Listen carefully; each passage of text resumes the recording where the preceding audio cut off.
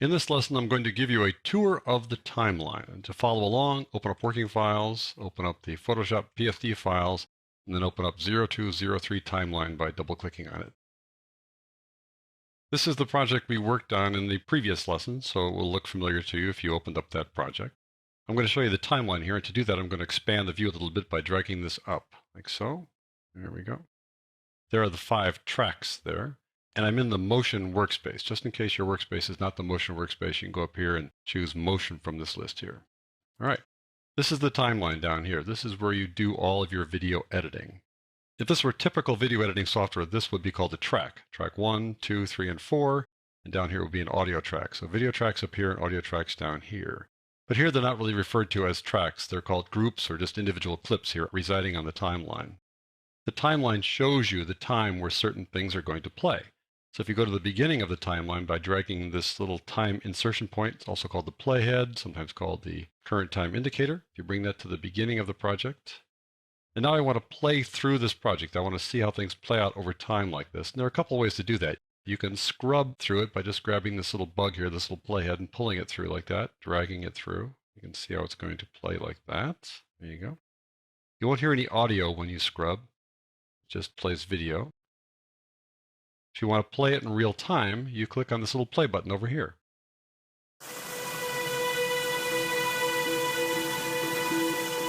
Notice that it turns into a stop button after you click the play. Click on stop and it stops. These other controls have some use, but you're going to find that you're going to use keyboard shortcuts to run these guys down the road, and I'll explain keyboard shortcuts in the next lesson. But this one here takes you back to the beginning of the timeline, the first frame. You click on that and the little playhead goes back to the beginning there.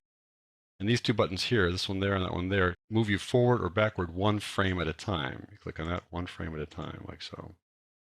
This little scissors is a way to split a clip. I'm going to explain this in some detail in an upcoming lesson, but I'll give you a brief overview now. I'm going to drag the little bug here, the little playhead, over right to here, for example. I want to split this clip down there. So if I click on this, it won't split it because that clip is not selected. But if I click on it, now it'll be selected. I'm going to split it. And splitting comes in handy if you want to remove a big chunk of video. The video will play as if nothing is split. It'll play right through there smoothly. No indication that there's a split there because it goes from 1 frame to the next. It doesn't leave a gap. It just plays right through there. But if I remove this now, it'll jump to the next clip here. I can press delete and remove that. All the other clips will slide over, fill that gap, and now it'll go from that place where we cut that thing out and it'll play into the next clip. Like that. That's how that works. I'll undo that by opening up history here and go back to the beginning. This is the way that you access the transitions, the video transitions called crossfades. We'll talk about this in an upcoming lesson. I'll close that by clicking that button again. This is the time. Right now you see 5 with a colon and then 2 zeros and an F. That means 5 seconds and 0 frames, 10 seconds, 0 frames. We're looking at what's called NTSC video. That's the video standard in North America and Japan. And the frame rate for NTSC video is 29.97 frames per second, which seems like an odd number to have, but that's just the way it is. So basically, I think in terms of 30 frames per second. I can zoom in here on the timeline so you get to see the frames individually here. I'll just take this little controller down here and slide it between these 2 sort of mountains here. This is the zoomed out view. This is the zoomed in view. So I'll pull it forward like this and we'll zoom in. And it zooms in wherever the current time indicator, wherever the playhead is. Drag it forward there. Now you're going to begin to see frames. You go 30 seconds and 0 frames, 5, 10, 15, 20, 25, and then it'll be 30, basically starting over at 31 seconds there. That's frames like that. If this were PAL video, which is a video format that's common in Europe and the rest of the world, then this would be 25 frames per second. If you want to switch from seconds and frames to just frames, you can do that.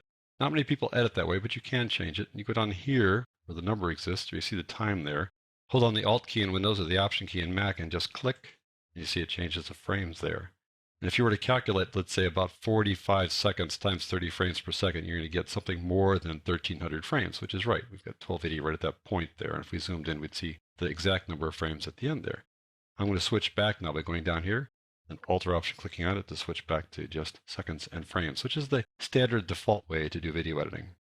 The scroll bar down on the bottom here lets you move back and forth when you've zoomed in. If you zoom all the way out, for example, then you don't need to worry about it zooming around too much. But if you zoom in, you might need to use the scroll bar to zoom around a little bit. And you want to zoom in lots of times when you want to make very precise edits. So for example, if I put my current time indicator, my playhead here, for example, let's say I want to trim this clip right here. We'll talk about trimming later, but if I want to trim this clip, then I can trim it right there to the playhead and I can see exactly where I want to trim it.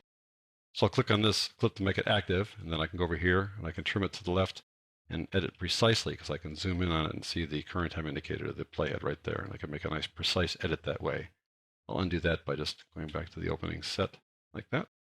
I'm going to zoom back out so I can see everything again. So I'll pull this back so you can see the whole thing. There we go. Maybe zoom in a little bit. There we go. This is called the work area bar. I slide this to the left a little bit. You see two ends there, that work area bar, and then on the right, it's the other end of the work area bar. The purpose of the work area bar is to set how much of the video you want to export when you're done, how much of it you want to render. Normally it's the entire length of your project, so the work area bar expands or contracts as you add clips or delete clips or change the lengths of clips. I'm going to make these guys a little bit longer here. I'm going to grab this one down here and make it longer. You'll see that the work area bar then will slide to the right accordingly. Let me just drag this to the right and you'll see that the work area bar now covers that extra length. If I were to undo that, let's just say, and maybe shorten things down by shortening down this audio here, then the work area bar will adjust accordingly to the longest thing in our project. I'll do Control-Command-Z to undo that. There we go. These disclosure triangles here reveal some keyframes. You can make things change over time using keyframes. So these stopwatches here, these animation switches, turn keyframes on or off. So now we have a bunch of keyframes here causing this clip to behave in a certain way. It gets a little bit bigger and it also has an opacity change. You can access all these keyframes that way. Some of them have keyframes, some of them don't. This little drop-down list here lets you add media to a track. So if you say add media, that opens up this add clips dialog box. You can add clips then to this track right there. You can also add a new group by clicking on the new video group here, and that'll add another track that'll be empty like that. Just an empty track waiting for you to fill it with stuff, which you can do by just clicking here and doing that way. I'll delete this track now by going down here and saying delete. I'll close this down now. A couple more things here at the bottom. If you click on this, it turns it into frame animation.